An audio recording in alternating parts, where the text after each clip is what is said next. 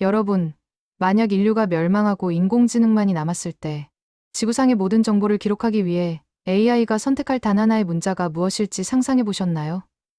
놀랍게도 수많은 언어학자와 IT 전문가들은 그 답으로 주저없이 한글을 지목합니다. 단순히 우리가 한국인이라서가 아닙니다.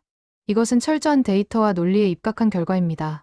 그런데 우리는 정작 이 위대한 문자에 진짜 힘을 반도 쓰지 못하고 있다면 믿으시겠습니까? 600년 전 세종대왕은 이미 전 세계 모든 소리를 적을 수 있는 만능 치트키를 만들어 두었습니다. 하지만 일제강점기와 근대화 과정을 거치며 우리는 이 치트키 중 핵심적인 4개의 글자를 잃어버렸습니다. 오늘 영상에서는 AI조차 경이로워하는 한글의 과학적 설계부터 19세기 서양 선교사들이 조선인의 영어 발음을 듣고 기절초풍했던 이유, 그리고 그 비밀이 담긴 사라진 4글자의 정체와 최근 일본 MZ 세대 사이에서 벌어지고 있는 기이한 한글 열풍까지 한글의 압도적인 잠재력을 끝까지 파헤쳐 보겠습니다. 먼저 전 세계 언어학계와 최첨단 AI가 왜 한글을 인류가 꿈꾸는 가장 이상적인 문자 시스템이라고 평가하는지 그 과학적 근거를 깊이 있게 들여다보겠습니다. 여러분, 옥스퍼드 대학의 언어학 대학에서 세계 모든 문자의 순위를 매겼을 때 1위를 차지한 것이 무엇인지 아십니까? 바로 한글입니다. 또한 대지의 작가 펄벅은 한글을 두고 전 세계에서 가장 단순하면서도 가장 훌륭한 글자라고 극찬했고, 유네스코는 문맹 퇴치에 기여한 사람에게 주는 상의 이름을 세종대왕 상이라고 명명했습니다. 도대체 왜일까요? 그 핵심은 바로 디자인에 있습니다. 세상의 모든 문자는 오랜 시간 다듬어지며 진화한 자연 발생적 문자입니다. 하지만 한글은 다릅니다. 한글은 명확한 목적과 원리를 가지고 누군가에 의해 완벽하게 설계된 인류 역사상 유일무이한 발명품입니다. AI의 관점에서 한글을 분석해보면 그 효율성은 더욱 소름 돋습니다. 컴퓨터 언어는 0과 1의 조합으로 이루어지듯 한글은 자음과 모음이라는 명확한 음소 단위가 결합하여 글자를 만듭니다. 일본어의 가나 문자나 중국의 한자는 수만 개의 글자를 통째로 외워야 하는 비효율성을 가지고 있습니다. 특히 중국어는 새로운 개념이 생길 때마다 새로운 글자를 만들어야 하거나 기존 글자의 복잡한 조합을 강요받습니다. 하지만 한글은 기본 자음 14개와 모음 10개, 단 24개의 기호만 있으면 조합 원리에 따라 무려 11,172개의 소리를 표현할 수 있습니다. 이는 디지털 데이터 압축과 전송 속도 면에서 타의 추종을 불허하는 효율성입니다. 우리가 스마트폰 천지인 방식으로 문자를 보낼 때 느끼는 그 속도감. 그것은 단순한 손가락 기술이 아니라 한글이라는 문자 체계 자체가 가진 수학적 알고리즘 덕분입니다. 더욱 놀라운 것은 한글 창제 원리인 훈민정음 해례본에 담긴 철학입니다. 세종대왕은 발음 기관의 모양을 본떠 자음을 만들고 천하늘, 지땅, 인사람의 형상을 본떠 모음을 만들었습니다. 이것은 단순한 상형이 아닙니다. 소리가 나는 위치와 입 모양이라는 물리적 현상을 기호화한 현대 음성학의 정수가 담겨 있습니다. 고을 발음할 때 혀뿌리가 목구멍을 막는 모양, 노을 발음할 때 혀가 위신몸에 닿는 모양을 그대로 글자로 시각화했다는 사실은 소리와 문자가 11로 대응하는 직관적인 인터페이스를 제공합니다. 외국인들이 한글을 배울 때 1시간 만에 읽을 수 있다고 말하는 이유가 바로 여기에 있습니다. AI가 데이터를 처리할 때 가장 선호하는 규칙성과 확장성, 이 두 마리 토끼를 완벽하게 잡은 문자가 바로 한글인 것입니다. 프랑스 경제 규모가 우리보다 큼에도 불구하고 한국어의 언어 영향력이 세계 유비까지 치솟은 것은 이러한 한글의 독보적인 경쟁력이 뒷받침되었기 때문입니다. 하지만 여러분, 우리가 지금 쓰고 있는 한글은 세종대왕이 처음 만든 오리지널 버전의 일부에 불과하다는 사실을 알고 계십니까? 훈민정음 창제 당시에는 있었지만 지금은 사라진 4개의 글자와 특수 표기법에 주목해야 합니다.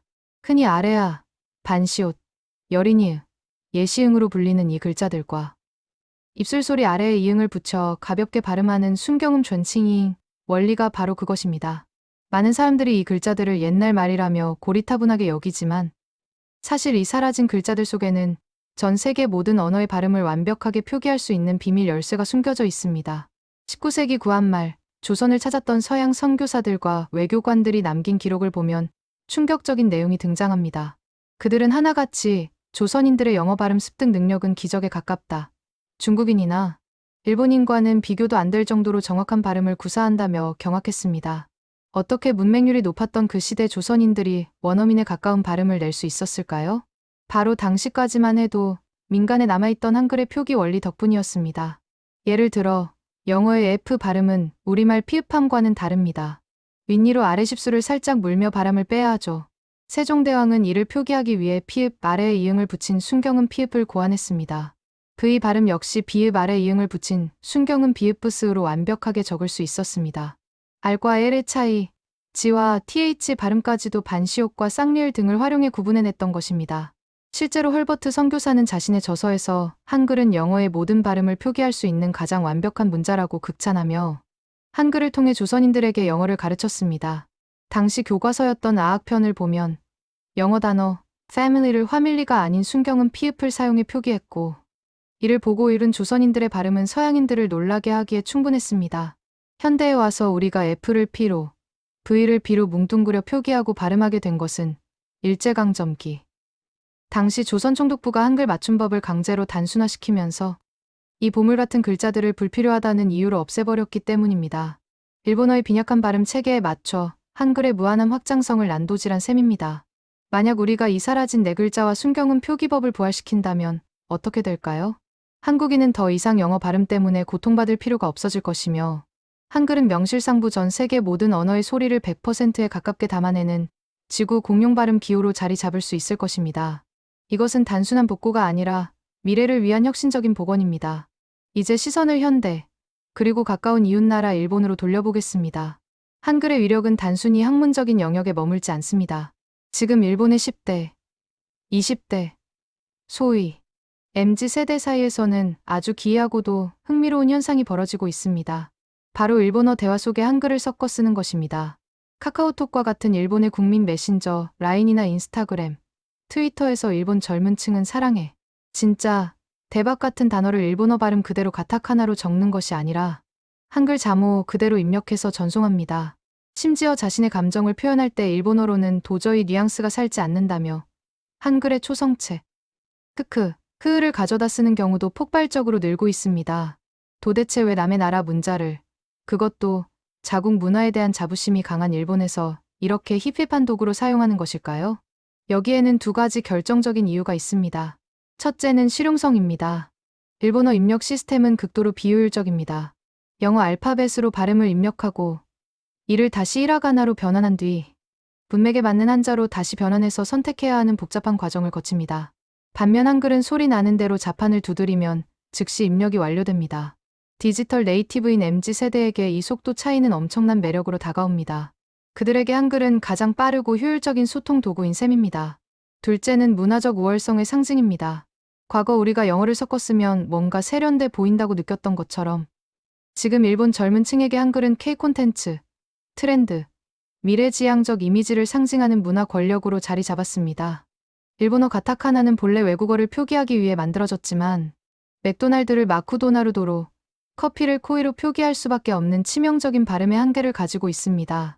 미묘한 발음의 차이를 구별하지 못하는 자신들의 문자 시스템에 답답함을 느낀 일본 젊은이들이 소리의 미세한 차이까지 정확하게 잡아내는 한글의 정밀함에 매료된 것입니다. 이것은 한류 드라마나 K-POP의 인기에 편승한 일시적 유행을 넘어섰습니다.